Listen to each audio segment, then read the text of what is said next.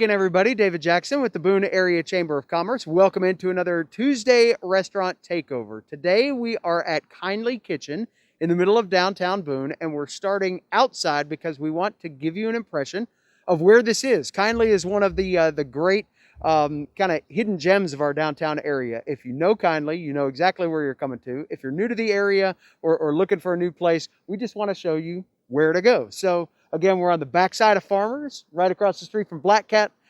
There's a front entrance here on King Street that during COVID has been a little bit hit and miss in terms of its operation. So come on up the back, come right inside the door like we are going to do, and we're going to take inside Kindly Kitchen for this takeover. And we are welcomed at the door. Caleb Crowell, owner of Kindly. Thanks for having us here. Yeah, of course. Super excited to have you guys in this space on this beautiful Saturday. Yeah. So tell us a little bit about the space. How long have you been here? What made Kindly what it is? Absolutely. So let's see. So Valerie Midget, who was opening the space to neighborhood yoga, had a lot of room and was looking to fill the space with some sort of food concept. And we had not wanted to do one for a long time, but eventually we came up with the idea of a type of restaurant that we would really like to see. New menu every day, only supporting local folks, inspired food, and casual. You know, not all the necessary things that you would find in a restaurant with servers and tables and linens, etc. But really still super high quality food.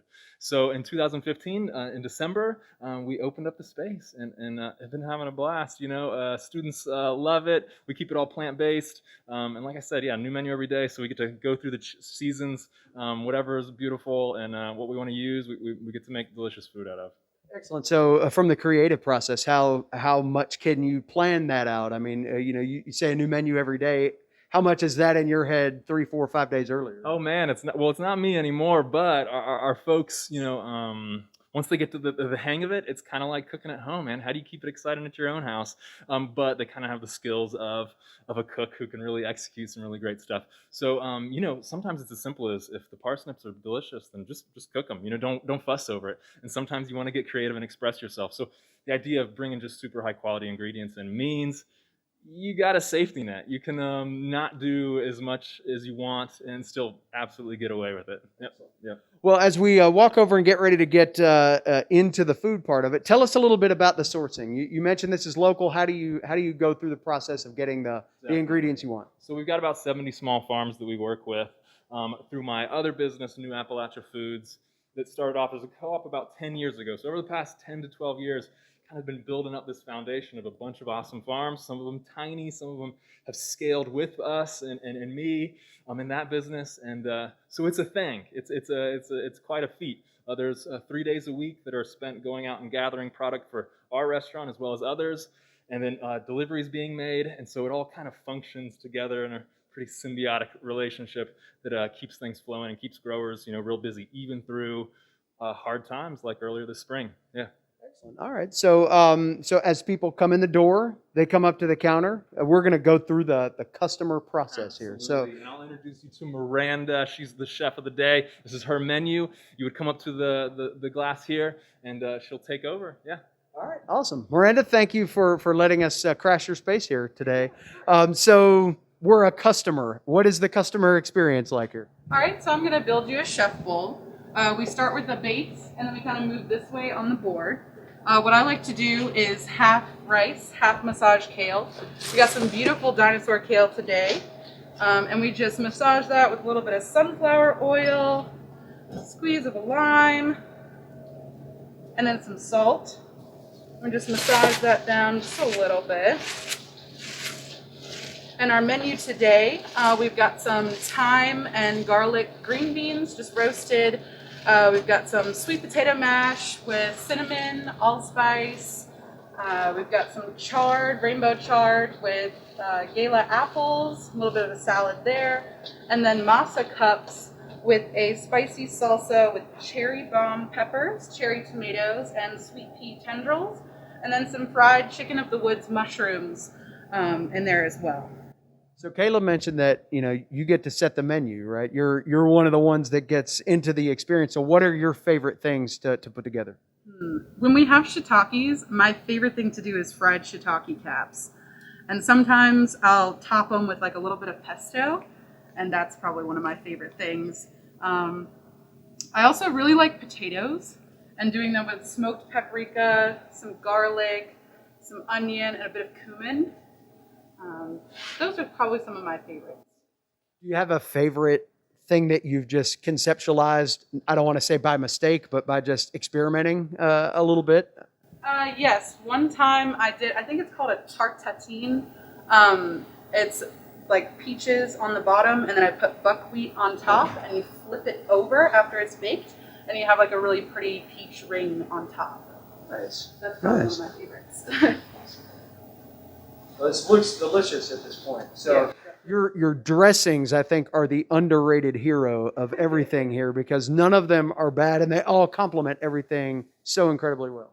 Oh yeah, the sauce is what absolutely makes it. So we've got several choices today.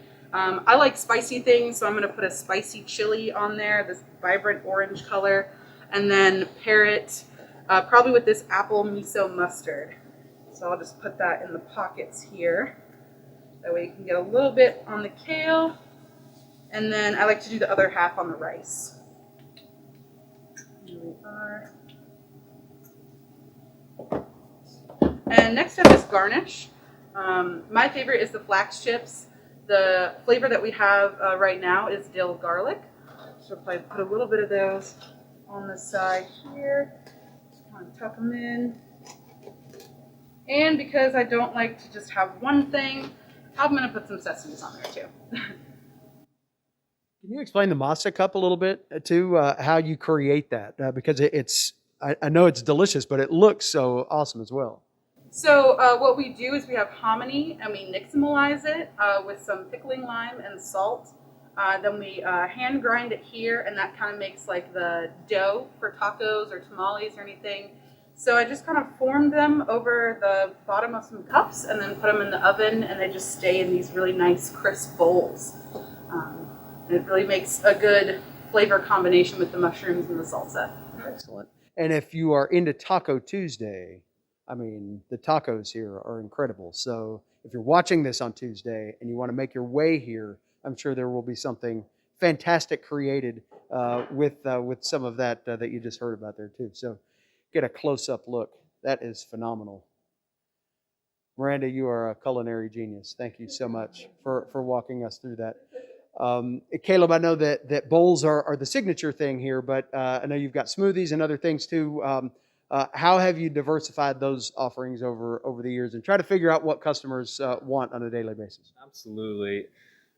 Good gosh. I mean, we kind of say under this format, so many things can work with it so well, but we have latched on to, tacos on Tuesdays. We've done lots of different themes and different events kind of through the years, from like home style, all local food, kind of plant-based dinners. We've done cooking classes we've offered.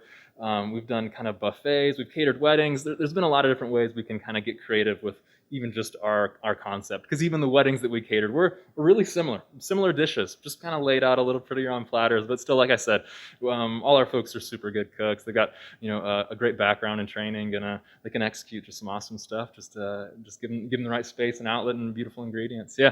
The other thing that we started this spring, kind of during the COVID things, is doing produce boxes, working with the same batch of growers that we continue to work with through our stuff, but as kind of restaurant sales declined, we wanted to help out and move some things, and also just provide access to some more food for folks in the community. So I've got a few here we can show you and walk through. Each week it's different, just like our menu. We try to just get what the best stuff is that's coming in from local folks.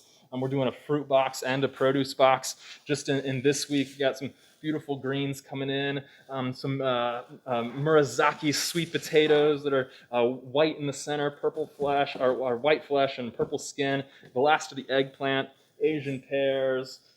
We actually have the last of the sugar baby watermelons and some beautiful Japanese turnips. And then a fruit box that has Granny Smith apples. We have some persimmons, blackberries, and also another watermelon in there. We're going to keep this going through the winter, still using all the growers that we have used before.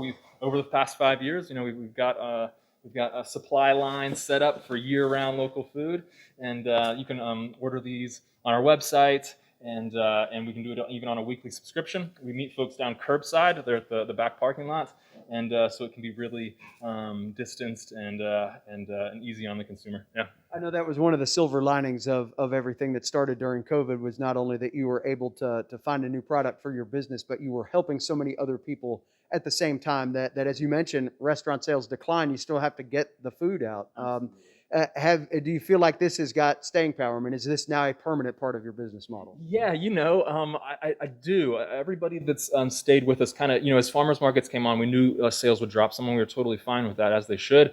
There's lots of ways to get local food, but we also know that just coming a little bit outside of just the high country, we can get some beautiful regional products for folks. So we do want to keep it going to keep getting folks local food. There's no reason to only eat locally for 4 months out of the year. We can definitely keep it going for 12 months out of the year. Absolutely. Excellent. Last thing, hours of operation. How can people find you? Absolutely. So Monday through Saturday, we start serving at 11 till 3 o'clock. And every day of the week except for Sunday, we're closed. Yep. Excellent. Well, thank you so much for bringing us inside the doors, and thanks again to your creativity with the box program. I know that helped a lot of people, and will be one of those inspirational stories as people tried to find something to pivot to. You guys were one of the leaders in that. So congratulations on being able to survive all of this and do so with a thriving restaurant and businesses as well. So thanks a lot for your time today. Definitely. Yeah. Thanks to the chamber. You guys rock and roll. We appreciate everything. Yeah.